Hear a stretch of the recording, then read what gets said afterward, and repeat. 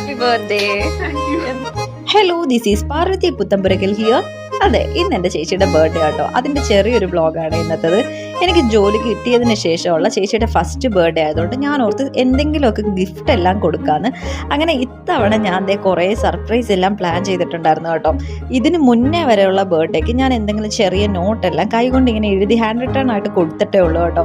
പക്ഷേ ഇത്തവണ ഞാൻ എന്തായാലും നേരത്തെ തന്നെ തീരുമാനിച്ചായിരുന്നു ചേച്ചിക്ക് വേണ്ടി എന്തെങ്കിലുമൊക്കെ ചെയ്യണമെന്ന്. അങ്ങനെ ഞാൻ ഓൺലൈനായിട്ടും അല്ലാതെയൊക്കെ പോയി പർച്ചേസ് ചെയ്തതാണ് ഈ ഗിഫ്റ്റ് എല്ലാം. പിന്നെ ഇത്തവണയും ഞാൻ ഇതുപോലൊരു നോട്ട് കൊടുത്തിട്ടുണ്ടായിരുന്നു കേട്ടോ. എനിക്കിങ്ങനെ ഹാൻഡ് റിട്ടേൺ ആയിട്ട് ചെയ്യുന്നത് ഭയങ്കര ഇഷ്ടമാണ്. അതുകൊണ്ട് ഇത്തവണ ഒരു ബർത്ത്ഡേ വിഷ് ആട്ടോ എഴുതി കൊടുത്തത്. ഞാൻ കുറച്ച് ദിവസങ്ങളായിട്ട് പ്ലാൻ ചെയ്തിരിക്കുന്ന ഒരു ദിവസമായിരുന്നു ഇന്ന്.